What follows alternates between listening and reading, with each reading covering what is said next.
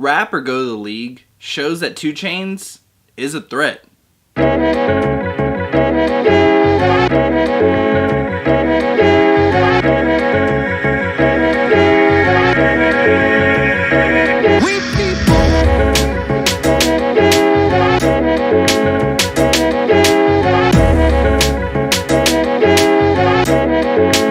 The album starts with introduction from one of 2 Chainz' high school basketball games, followed by a sampled choir chanting in the background, while a very passionate performance by Marsha Ambrosius.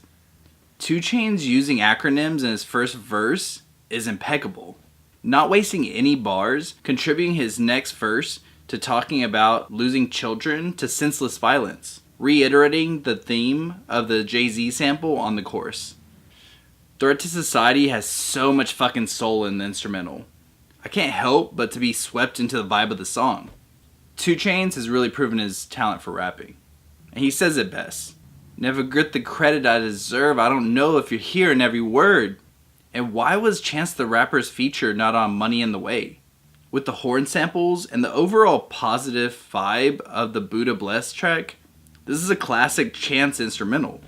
But either way, 2 Chainz proves that he can support himself between ad-libs and impeccable rhyming skills. Statue of Limitations goes hard as fuck. With the blown out bass and a piano feature, it leaves room to breathe, in which 2 Chainz is able to brag about selling drugs to some of the biggest names in rap.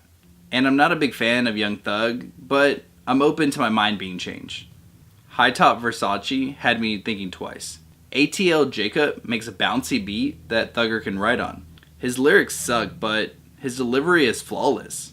But it does overshadow 2 Chainz, and it's almost like he's not even there. And Whip sounds like a Travis Scott song, which I guess is cool.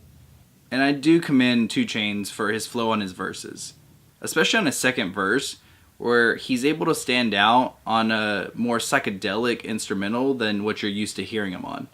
NCAA is by far one of my favorites on the whole project. 2 Chainz has so many hilarious lines. I'm playing with the clit like a guitar, followed by a guitar solo, had me fucking rolling. Mama Hit a Lick is a slow banger. With a cold hook from Kendrick, combined with the finger snap, it makes for a gross apology to their moms. 2 Chainz and K-Dot end up trading bars, which sounds great. The World features Ariana Grande, and it's a really smooth R&B pop song. It reminds me of the chemistry that Ashanti and Ja Rule had back in the day. Girl's Best Friend is a typical Ty Dolla $ign feature, but this time around it has a 90s vibe to it. And $2 Bill makes me wish I was better at dancing, but I just end up doing the Charlie Brown dance to any West Coast beat like this. And Lil Wayne and E40 sound great on the instrumental. And I Said Me does a good job of sampling My Favorite Things by pitching up the vocals, while the keys on the verses sound like water droplets falling through an 80s filter.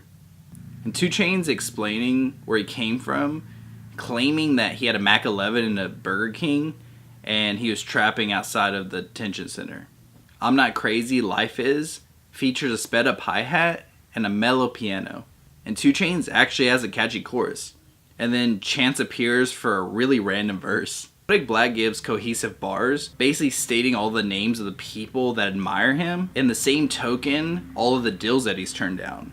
Sam sounds like a cool Schoolhouse Rock song, and not that taxes don't need to be explained to everyone, but it's kind of cheesy. But I respect the sample from one of my favorite groups, UGK, on one of my favorite songs, High Life. Rap or Go to the League is good, though sometimes there was loss of subject matter. But I really liked listening to it, and it has a lot of replay value for me, which is why I'm giving Rap or Go to the League an 8 out of 10. What was your favorite song and why? Let me know in the comments below. And remember, keep it wavy.